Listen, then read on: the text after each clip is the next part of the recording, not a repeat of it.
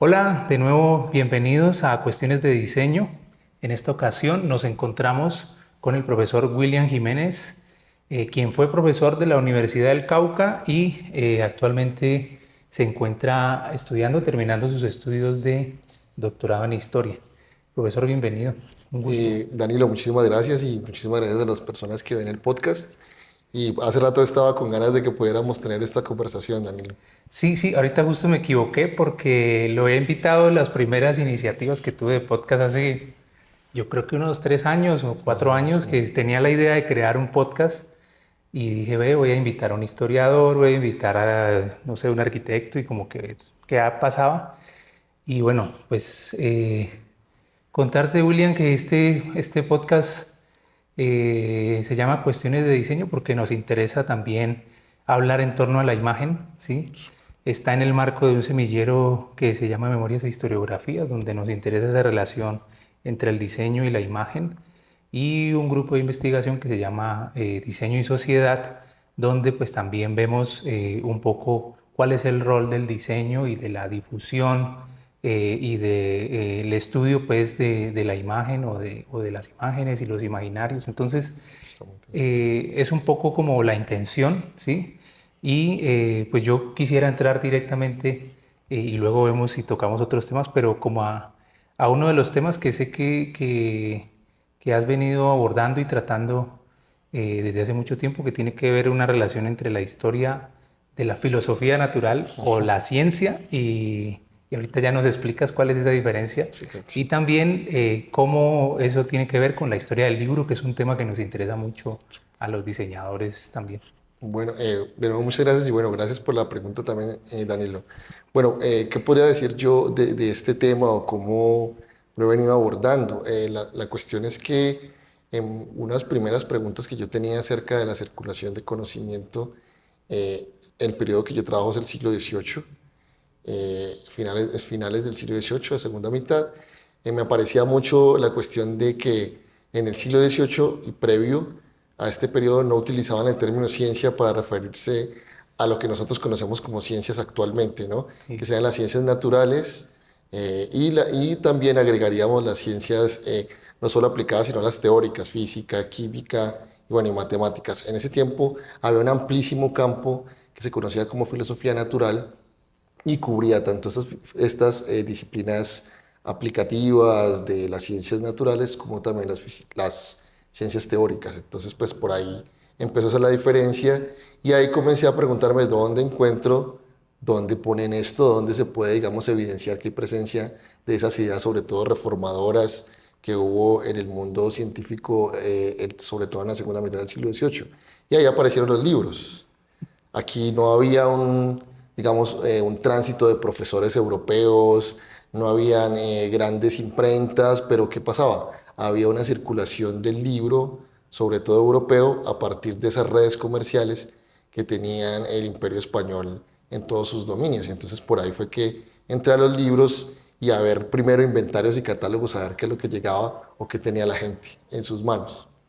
Y digamos ese interés, o bueno, hay algo que también puede estar conectado para hablar en torno a qué encontraste Ujú. alrededor de los libros, de cómo se producían o de cómo circulaban, o bueno, que hay como como un apartado bien interesante como para abrir ahí de hablar también como la importancia de ese elemento y yo quisiera meterle un poquito más de un debate que recuerdo mucho que hablabas hace mucho tiempo y era, o que también se da en términos de la comunicación, y era esta idea de la democratización del conocimiento alrededor de los libros, ¿no? O sea, como que podemos entrar por ahí, pienso yo. Sí, pienso que sí, me parece muy bien la idea, Danilo. Bueno, y la verdad estamos viviendo, bueno, ya uno se mete en la investigación y cree que está ya.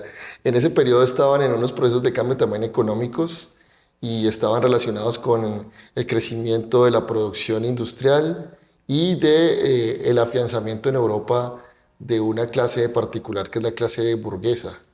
Eso hacía que no solo el crecimiento de personas que tuvieran con qué comprar libros, sino también algunas apuestas privadas porque los libros eran un gran negocio, hacían, digamos, que este conocimiento pudiera, digamos, ampliarse y llegar hasta zonas que uno podría decir que no estaban dentro del espacio central de producción de conocimiento en ese periodo, como Popayán, por ejemplo, que es donde pues, yo he centrado mis estudios. Entonces uno podría decir que sí se da a partir de la escritura y de la imprenta. Hablando de los temas, una de las cosas que va a dar muestra de que la lectura llega a otras personas, también se está haciendo esfuerzos en el campo educativo para que más personas puedan leer, es en los temas que se comienzan a trabajar, ¿sí? Pasamos de los libros que solo tenían los sacerdotes, los grandes científicos, que estaban escritos la mayoría en latín, a un crecimiento de impresos que estaban, valga la redundancia, impresos en lenguas vernáculas. O sea, las lenguas español, francés italiano y inglés y Portugués. alemán, por supuesto. Entonces, eso por un lado muestra que el público ya es mayor, que se está uniendo con un mercado que está en auge y además de eso también hay temas que comienzan a aparecer. Por ejemplo, el siglo XVIII es la aparición de las novelas románticas. Ok. Están entrando, incluso me he encontrado en conventos donde no deberían estar, unas novelas de un autor inglés que comienza a hacer estas novelas. Hay una que se llama Aurora y tiene unos tonos un poquito, para la época, bastante subidos de tono y está, digamos, en el monasterio de los jesuitas. Estos monjes leyendo a Robertson, que fue como el mismo periodo del que escribió este gran libro, que son la historia de este náufrago que se pierde, que es Robinson Crusoe. Ese periodo es el crecimiento de las novelas románticas inglesas y ahí también es una muestra, ¿no? Los temas que le interesan a más gente, las lenguas que más gente puede leer y todo esto imbricado, unido con un crecimiento económico de cierto grupo social que puede leer y que tiene con qué comprar los libros y además, que es una cosa que me imagino que interesa mucho el diseño, también el mejoramiento de la tecnología para imprimir Para libros, ¿no? Que imprimir, se claro. da en las imprentas estas que ahorita todavía son mecánicas, pero ya utilizan unas técnicas que los hacen más eficientes y por ende abaratar los costos. Sí, ahorita pues hay dos cosas, ¿no? Una siempre me llamó la atención, eh, pues William fue mi profesor, ¿no? Así. Y siempre me llamó la atención pues la idea de que o sabías o estabas aprendiendo latín, ¿no? Ah, sí. Y pues era como que, bueno, yo nunca había conocido a alguien que supiera latín, sí, era como que, bueno, para mí era súper raro. Y alguna vez me fui a buscar esos libros allá en el Qué archivo y yo bien. dije como que, bueno, ¿qué es esto? Y me encontré uno de medicina que tenía una serie de dibujos y yo decía, este va a ser mi trabajo de grado. O sea, yo como que, Sí, qué bueno, que, chévere poder hacer algo con eso, pero me parecía chévere también poder entender de esta parte, que yo le miré un sello a ese libro, le miré algo y le pregunté a la directora del archivo y le dije, ¿y esto qué es?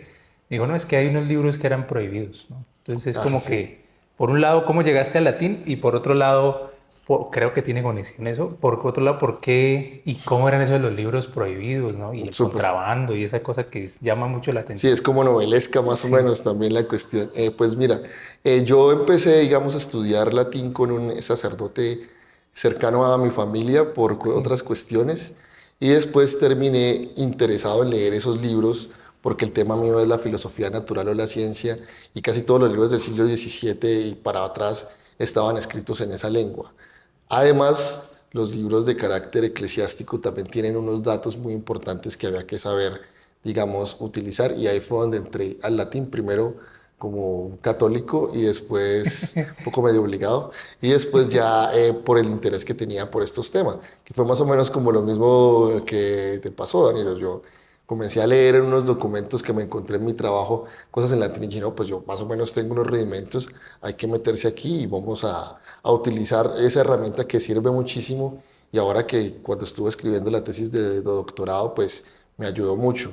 Y a lo que se refería la directora del archivo es una expurgación, ok, porque desde que se estableció la Inquisición, bueno, no solo la Inquisición hacía censura, y eso es una cosa que me gustaría, que chévere que estamos aquí en el espacio de más amplia difusión, la censura siempre hizo parte de las instituciones del antiguo régimen. O sea, antes de las revoluciones liberales y todo, todos los sistemas políticos, eclesiásticos, civiles y seculares de todo tipo usaban la censura. Por ejemplo, siempre nos han metido el cuento de la Inquisición y todo, pero los franceses también tenían su Inquisición, los ingleses también. Entonces era como una de las cuestiones que era particulares de ese periodo y de esos sistemas de gobierno, que lo que buscaban es que la gente no pudiera, El control. exacto, controlar a lo que la gente era capaz de acceder para que no fueran a revertir, digamos, el orden que estaba basado mucho de ello en estos aspectos de carácter religioso, sostenían los gobiernos, no como ahora. Pero la gente siempre ha tenido formas de pasar por encima de estos controles. Claro. Y ahí entra el contrabando, entra la corrupción de los funcionarios. Cuando venían los libros de Europa, había unos sacerdotes de la Inquisición que entraban a los barcos y hacían, revisaban qué libros iban, pero leían apenas los títulos que estaban arriba, entonces se daban mañas para meter libros debajo de los que estaban arriba y se veían. También había una serie, digamos, de corrupción y les pasaban plata. Incluso yo vi varios de procesos que abrieron al inquisidor de Cádiz, al comisario, porque se dieron cuenta que estaba recibiendo plata para dejar pasar libros, o incluso a veces había un libro que tenía encima la carátula de un libro y cuando se lo quitaban era otro. A veces libros antimonárquicos o incluso Reencuadernados, pornográficos, pues. reencuadernados, incluso pornográficos que comenzaron a salir también en este periodo. ¿Y cómo era la pornografía de esa época? Grabados Ok, explicados de manera bastante pornográfica detallada. y pornográfica. Sí, Ok. exactamente. Y por otro lado, digamos, ¿cómo era esta idea del contrabando? No sé si nos puedes dar como una mejor idea, pues, de que estamos hablando de otra época, ¿no? Sí, claro. Del tránsito marítimo. ¿Cómo era ese mundo Sí, no, de los libros? ¿Qué tanto tenía, qué tanto podía viajar un libro? ¿Cómo era sí, no, eso? pues es muy interesante porque era todo un circuito, digamos, atlántico, ¿no? Lo que estábamos hablando el miércoles, muchas órdenes religiosas que estaban aquí en Popayán tenían unos circuitos comerciales de información muy bien estructurados con sus, digamos, casas centrales en Europa que se conectaban ahí también con libreros y comerciantes de toda Europa. Entonces, en este periodo todavía eran ferias, como las ferias del libro que hay ahora, y ellos tenían, digamos, como a sus representantes allá, entonces podían comprar libros en ferias en Praga, en Viena, en París, incluso he visto que hay libros que son impresos en Londres, en Ámsterdam, que eran como países o reinos enemigos de España porque eran heréticos y todo, pero tenían Producciones. sus producciones y llegaban por este circuito de libreros y de ferias a manos de los sacerdotes que tenían incluso amplias licencias por parte de estos controladores, digámoslo así, del saber que eran los de ese tribunal inquisitorial y otros hacían parte del contrabando. ¿Qué era el contrabando? Como siempre, los estados han intentado controlar el comercio a larga distancia para poder tener beneficios fiscales. Entonces, Sí. ¿qué hacían? Había siempre una hoja oficial en la cual se ponían todas las mercancías que iban oficialmente y pagaban impuestos. Ahí está un primer registro que es lo que le interesa a las autoridades para poder recabar impuestos y hacer crecer, digamos, los ingresos fiscales. Y el otro punto es la Inquisición que le interesaba ver qué era lo que se estaba leyendo. Entonces son muy bonitos porque hay unos documentos muy interesantes en el Archivo General de Indias en Sevilla, donde uno puede ver los dos registros, el que pasa el tipo que hace el registro fiscal para ver qué paga y el del inquisidor que pone cuáles son los libros que lleva. Lo que pasa es que había mucha mercancía que no se registraba, tanto para escapar de digamos, el control fiscal como para escapar del control inquisitorial. Entonces, hay gente que quiere licencias, incluso a veces adquirían licencias para unos pocos y con eso como maquillar los informes, diríamos, y además de eso traían los libros por contrabando que no se registraban y que muchos de ellos en este periodo que estamos hablando son libros que estaban escritos en lengua francesa. ¿Qué era lo peor que le podía pasar a alguien si le encontraban un libro? Bueno, lo que más en este periodo, ya que hay como más apertura, e incluso muchos inquisidores eran también ilustrados y leían. A mí me hubiera encantado ser inquisidor porque hubiera podido leer lo que me diera la gana, además era mi trabajo. Salió algo nuevo y es terrible, va en contra de todo, no, pasa lo que Y yo... si te pillan es como que, pues, Claro, pero como yo soy inquisidor, entonces tengo permiso para poder leer. Además, mi trabajo es controlar y decir, miren, esto está prohibido. Y Pues lo leo primero, ¿no? Entonces, Claro. en este periodo hay penas, sobre todo pecuniarias, te ponen una multa y te quitan el libro. Pero la más grave, que era cuando le ponen una multa mayor, no es que te encuentren el libro, sino que el problema en este periodo es que lo compartas, porque se está extendiendo el error, le llamaban errores teológicos, el error entre la población. Si te cogen un libro, pues te lo van a quitar, lo guardan en el archivo de la Inquisición, que aquí había archivo de la Inquisición, estaba en el Palacio Arzobispal, ahí me encontré un listado de libros impresionantes que les habían quitado a las personas, y se acaba el asunto y te dan una amonestación, no lo vuelva a hacer. Pero si te ven que a pesar de que te lo encontraron, se lo pasaste a otro y este a otro y este a otro, ahí es donde viene el problema y te podrían poner una multa altísima, que esas son las penas más fuertes que hay en ese periodo cuando se trata de este tipo de asuntos, ¿no? Y ya por este camino, para ya ir y avanzar un poco más, ahorita decías que de pronto en los conventos habían cosas que eran subidas de tono, ¿no? Entonces, Sí, sí, ¿qué sí. significa eso de ser subido de tono en un convento, ¿no? Bueno, claro, supuestamente son espacios de retiro espiritual, que todas las órdenes religiosas se llaman así, les decían clérigos regulares, o las monjas también, porque seguían una regla que viene del latín y es más o menos una regla, ¿no? Ujú.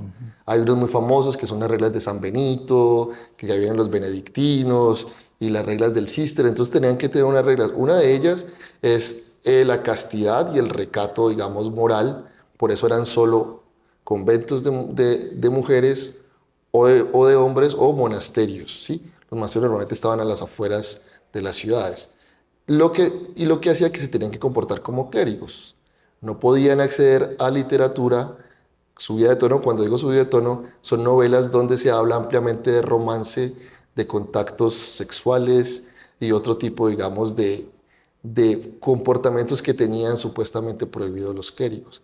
Que eso no era óbice para que no hicieran este tipo de cosas, a veces fueran castigados o a veces no, pero les estaba enteramente prohibido leer este tipo de literatura que se suponía que los iba a llevar a la lascivia y a otro tipo de comportamientos que iban en contra de su dignidad, le llaman su dignidad eclesiástica. Hay otro conocimiento que recuerdo, pues nos contabas que también era como muy, o no sé si decirlo perseguido, pero también puede ser muy controlado y era el conocimiento alrededor de la anatomía, alrededor del cuerpo, alrededor de lo médico, ¿no? Sí, sí, sí. Que me acuerdo que alguna vez me prestaste una novela que llamaba Los Matasanos, creo que Ah, era, sí, sí, de matasanos a cirujanos. ajá, de Matasanos y cirujanos, que era justamente como a hablar o entender, pues también cómo era este oficio de entender a un cirujano hoy, pues que hoy día un No, cirujano claro. ya él tiene otro estatus y en ese entonces cómo era Es este conocimiento muy y estas personas. interesante. Y además está el pudor, ¿no? También, porque la mayoría de los médicos eran hombres, bueno, casi todos. No digo todos porque seguro vamos a buscar los archivos y aparece una o dos mujeres, pero digamos, de lo que sabemos generalmente eran hombres y ahí entraba el pudor cuando atendían a las mujeres, ¿no? Porque tenían que tocarlas de cierta manera, porque eso estaba también metido, digamos, como en estos asuntos, pero eso fue cambiando, ¿no? Y el cirujano en algún momento, y creo que es ahí, también lo tratan en este libro de esta autora británica, que ahorita no me acuerdo el nombre, nos habla de que los cirujanos primero eran como unos artesanos. Y aquí está muy interesante esa pregunta que me haces, Danilo, porque en el periodo que estamos estudiando, bueno, el que estamos hablando más bien, había una segmentación entre el trabajo teórico y el trabajo práctico. El que trabajaba con las manos y el que era un doctor de la iglesia que solo leía filosofía. Esa era una división que hubo hasta avanzado el siglo XVIII en algunas universidades europeas y acá también, entre el médico, que era el que leía y era teórico, incluso les decían latinistas porque eran los que leían todos estos libros en latín y te daba, digamos, un tratamiento, una receta. Y estaba el cirujano, que era en primer momento era como un artesano que usaba las manos y hacía trabajos La directamente sobre el intervención, cuerpo, la ¿no? intervención, ¿sí?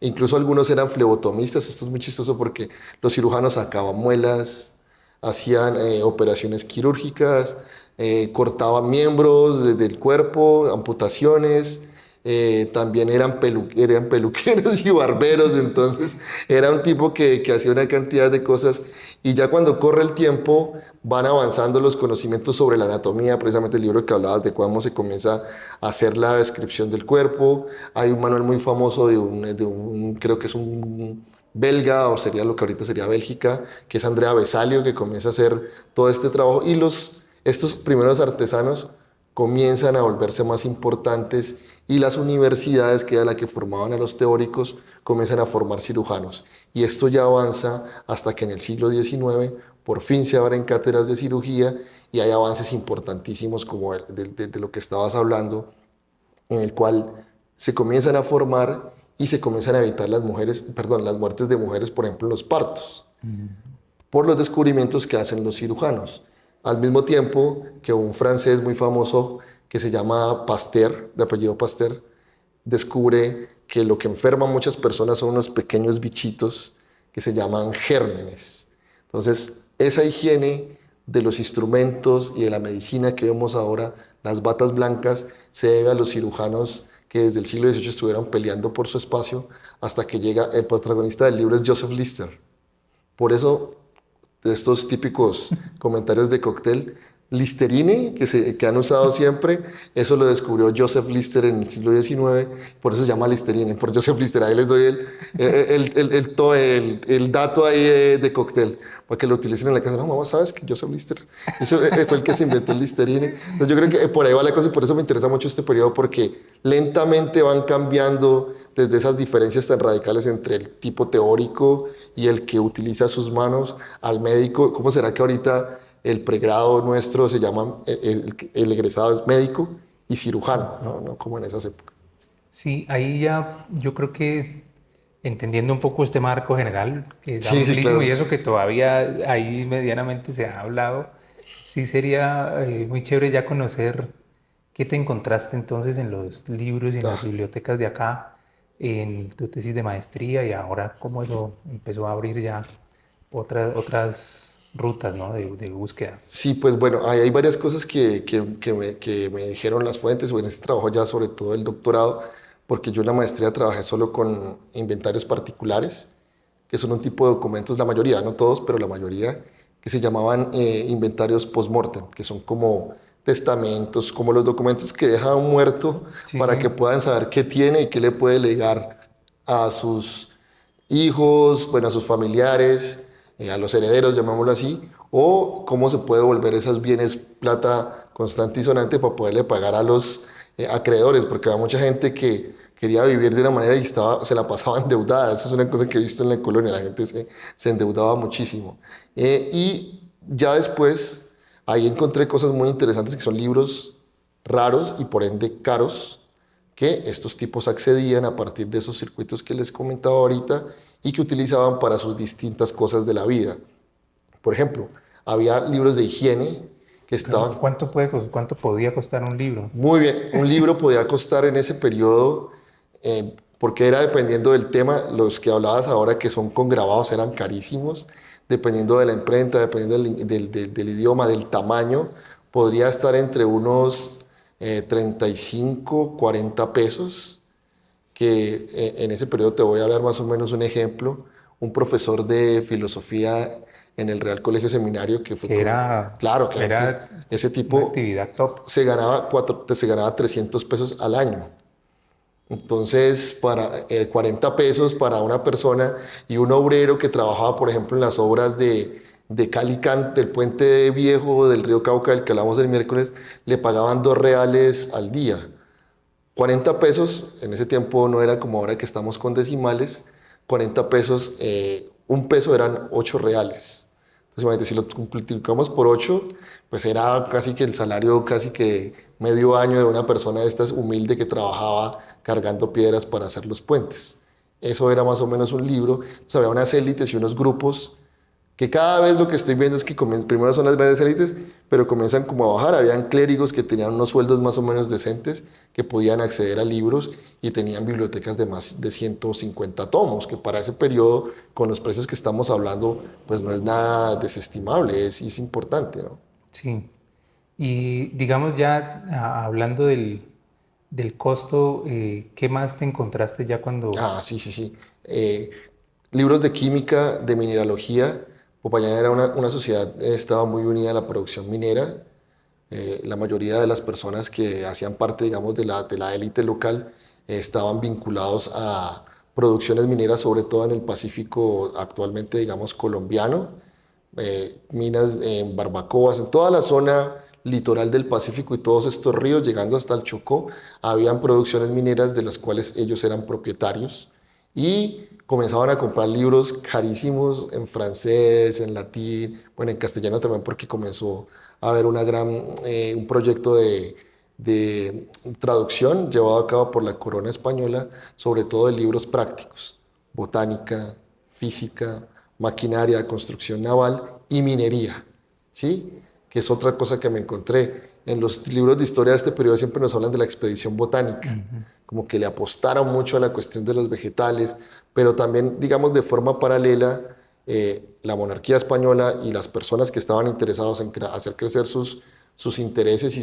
sus riquezas, digamos, sus haciendas, lo hicieron a través de la minería. Y Popayán fue importante en el periodo, en esa mejora de las minas. Incluso aquí se fundó una compañía de minas por acciones en 1786 y varios de estos integrantes compraron libros de química y de mineralogía para poner eso en funcionamiento y mejorar la producción de las minas. Incluso la química estaba cambiando hacia una forma de nomenclatura que es la que tenemos ahora, con un químico francés de apellido Lavoisier, y estos tipos compraron esos libros de Lavoisier y lo utilizaron para intentar por medio de cuestiones químicas mejorar la producción y la monedación, la producción de monedas de oro en la Casa de la Moneda de Popayán. Son las cosas que me quedaron que me sorprendieron, digamos, de cómo estas personas no solo están haciendo una explotación tradicional, sino que están intentando aprovechar los conocimientos nuevos para mejorar, digamos, sus condiciones Cosas cotidianas materiales. también, ¿no? Sí, sí, claro. Y, y, y entonces, digamos, si tu maestría fue más bien en torno a estos documentos, eh, ¿cómo pudiste ir configurando ya las otras posibilidades para decir, Ajá, bueno, pues esto todavía hay más claro. por conocer, ¿no? ¿Qué, Sí, qué encontraste entonces en el doctorado? sí. Bueno, yo comencé a preguntarme cosas como que, bueno, esos tipos, ¿por qué tienen tantos libros? Primero de todo, ¿dónde los sacaron? ¿Por qué tenían el interés? El interés lo tuvieron porque tuvieron unos profesores que les dieron una formación en algún lado. Y el lado donde se los dieron fue en las instituciones reales que habían en Popayán. Entonces yo dije, bueno, vamos ahorita a ver si en las instituciones también hay algo de esto que yo pueda perseguir. Y en el doctorado entonces intenté hacer como una especie de barrido de las principales instituciones y también incluyendo a los individuos. Entonces me tocó meterme con los conventos, los monasterios, los colegios, el hospital y también con archivos ya que yo no había manejado antes que eran de la Inquisición. Es ver qué había circulando y ver también en la Inquisición qué se les pasó o qué encontraron para poder confirmar, porque en los otros lugares casi nunca uno encuentra documentación donde te habla de los libros prohibidos, porque eso estaba prohibido porque eran Claro. remates públicos, por ejemplo, de los privados. Entonces lo tenían los inquisidores. Por ejemplo, en esos documentos de la Inquisición, que están casi todos en el Archivo Histórico Nacional de Madrid, me encontré que aquí llegó una enciclopedia francesa de Diderot y d'Alembert, llegó en 1801 con permiso de la Inquisición. Pero también me di cuenta que estaban rondando pasquines apoyando a Napoleón, que había sido enemigo del rey de España. Y también hubo una especie, digamos, de alarma porque llegó acá esto de los derechos del hombre y del ciudadano, que fue ese impreso que hizo Antonio Nariño, pues salió en la prensa de Antonio Nariño en Santa Fe, pues estaba acá también.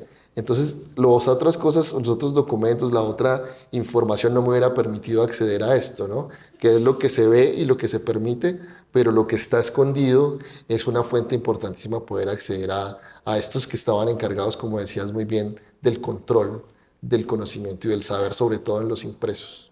Sí, yo creo que ahorita ya hablando de pronto, no sé, es personal, pero también de trabajo.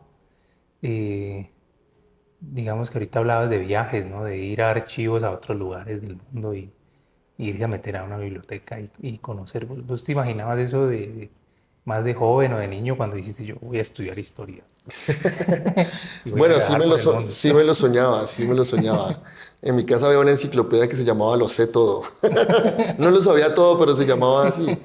Y allí yo veía todas estas pinturas renacentistas porque te explicaban el Renacimiento, las catedrales góticas y veía pues cómo se ejercía el poder y también cómo las personas lo sufrían. Y pues era un interés que tenía desde muy pequeño. Y además pues aquí en Popayán viendo las iglesias y viendo las construcciones pues me generó como una pasión de poder ver eso donde se podía contrastar. Siempre fue un deseo enorme hasta que lo pude hacer por primera vez. Y bueno, también las facilidades que hay ahora de acceder a estos archivos por medio de la cuestión digital, ¿no? Hay muchos trabajos importantísimos o sea, ya no tienes que ir a la biblioteca de París para leerte las máximas de Rousseau o no sé, en su edición original, porque la biblioteca gálica que se llama, tiene unas herramientas muy interesantes digitalizadas a las que podemos acceder todos ahora. Las grandes bibliotecas europeas tienen esta condición y aquí creo que estamos también avanzando hacia ese sentido con la Biblioteca Nacional, con la Biblioteca del Banco de la República, que es la Luis Ángel Arango, creo, y los archivos que están haciendo pues un esfuerzo impresionante para poder hacer que ese conocimiento nos llegue sin tener que irnos a viajar 10 horas en un avión para poder acceder a ella. Sí, ya hay una cosa que a mí me llamó la atención y era también que estas personas de las que hablabas que tenían estos libros, también hay muchas de ellas o nombres o apellidos que son renombrados, ¿no? ¿Qué impacto tuvo esa llegada de ese conocimiento o de esos libros? Y de pronto esta pregunta que decías el miércoles que generalmente hacen, pero es que el libro esté no quiere decir que ya se lo leyeron, ¿no? Pero ¿qué implicaciones tú Ah, has sí. llegado a la idea de que tiene que esos libros hayan estado circulando? Sí, claro. Una de las razones es muy interesante lo que estás diciendo, es el afianzamiento de las élites. O sea, ellos van a tener un conocimiento que les va a permitir afianzarse y durar todo el siglo XIX y las élites de Popayán y del Cauca van a tener una importancia tremenda en la conformación nacional en el periodo del siglo XIX, de muchos de esos apellidos y que estabas hablando, y tener una continuidad desde la colonia, que fue lo que terminé, una de las conclusiones del miércoles que estábamos hablando en la conferencia, de que las instituciones perviven. O sea, como todo ese saber adquirido de varias generaciones que les permite entrar en los mejores cargos, que es otra cosa que no se dice mucho, siempre nos hablan como, ay, la generación de la independencia y los españoles los mataron a todos. Pues no los mataron a todos. Mataron a algunos, pero muchos de esa generación fueron los que van a ocupar los primeros puestos de gobierno en el En periodo la transición. republicano.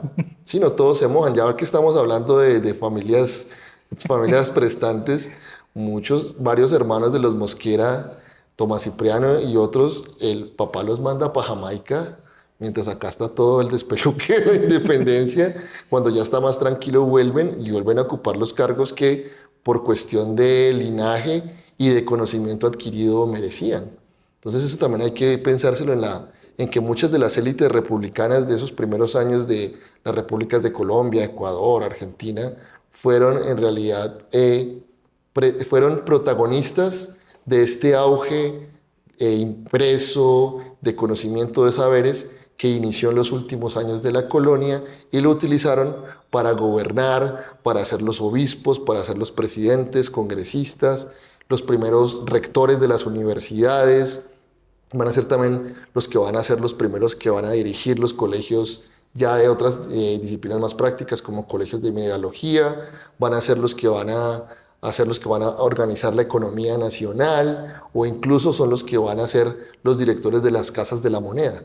Entonces, esa permanencia, valga la redundancia, permanece después de la independencia y va a crear esos cuadros gubernamentales asociados a una élite que es sanguínea de linaje, pero también es de saber y de conocimiento en el que apoyaron. Debo decir que en esos inventarios comienzan a aparecer ya otras personas. Comienzan a aparecer sacerdotes que viven en Santander de Quilichao, en Almaguer, incluso unos que viven en el Chocó y están accediendo a este conocimiento también, y algunos de ellos, muy pocos, logran escalar y ocupar cargos importantes dentro de esa élite eclesiástica que estaba en la sede de la diócesis de Popayán, que era Popayán, precisamente. Hay un personaje que sé que también estudiaste y alguna vez no pude ir a esa conferencia, pero sé que la diste, que era Francisco José de Caldas o el sabio Caldas, Ah, ¿no? sí, Pero sí me acuerdo de los chistes o más bien del humor que tenías alrededor de pronto estas maneras que quedan a veces o esas memorias que quedan de estos personajes, como a veces deshumanizantes y más bien heroizantes, sí, sí, sí. como de oh, negra y larga partida. Entonces me Sí, acuerdo un poco de sí, ese sí, sí, tono, sí, pero más bien que sí fue un personaje importante, sí, ¿no? claro.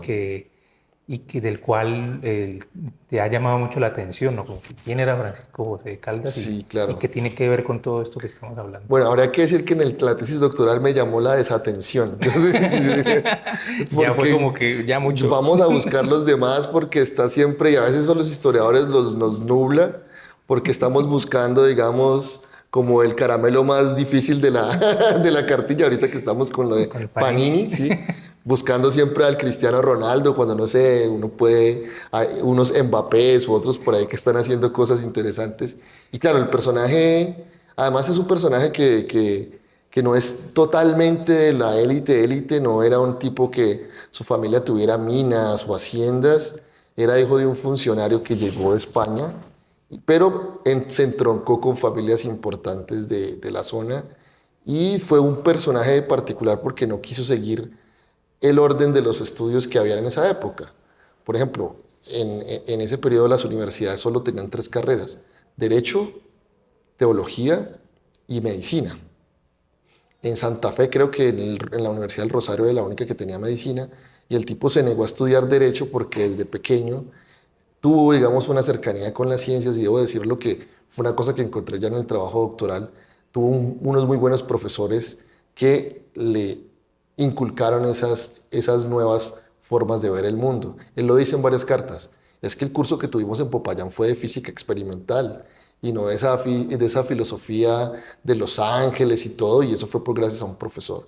Entonces el tipo, y una de las cosas que es importante es que creó un grupo de personas como que le siguieron el cuento y dejó unos buenos escritos, fundaron periódicos, que eso estaba pues muy a la moda para poder hacer circular el conocimiento entre los demás, digamos, lectores de la época. Entonces yo creo que yo lo reconozco más como una persona que decidió salirse de lo que se esperaba de él en la familia, que era que fuera abogado o que fuera un teólogo o alguna cosa, y formó un grupo de personas que al final van a terminar adelantando proyectos muy interesantes. Muchos de ellos pertenecieron a la expedición botánica, ayudaron a la publicación de sus periódicos, y vuelvo al tema: los que no se murieron, los que no mataron en esa purga de Morillo y de Sámano, siguieron su legado en las instituciones republicanas que se fundaron. Además, él, antes de que tuviera pues el deceso,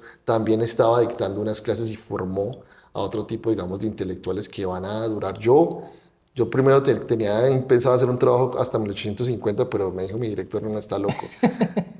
¿Por qué lo hice? Porque yo me doy cuenta que muchos de estos que hicieron parte de esa generación o del legado de Caldas van a morir más o menos por 1850. Imagínense, ya llevábamos como 30 años de esa constitución de Cúcuta donde se forma la República de Colombia, y ellos están ahí haciendo esas cosas. Entonces yo lo reconozco como eso, más que como un héroe. Fue un tipo que prefirió ser, digamos, reconocido por su familia y por lo que mandaba el canon en esa época, y seguir el camino del conocimiento.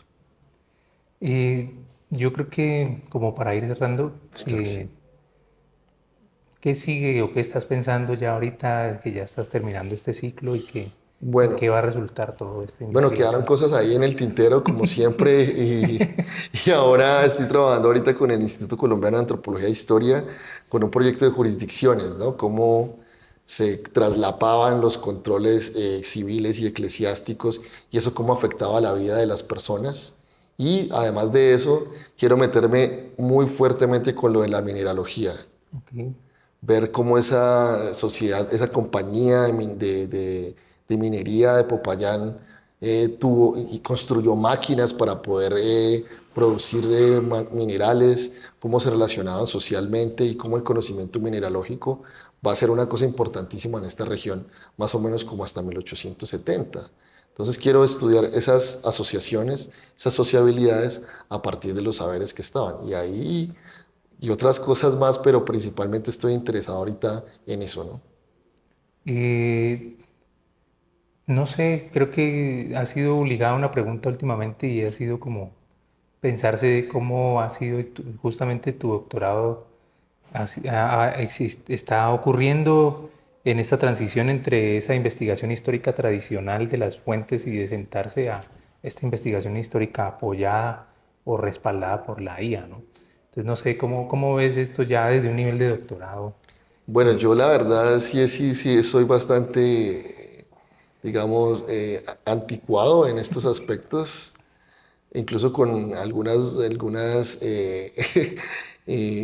de estas aplicaciones que la gente maneja para poder ver documentación, Scopus, creo que hay una cantidad de cosas. Yo con eso soy bastante, digamos, nada preparado. Y la IA creo que es una herramienta muy interesante para poder ubicarlo a uno y buscar, digamos, formas de acceder al conocimiento y también de representarlo, ¿no?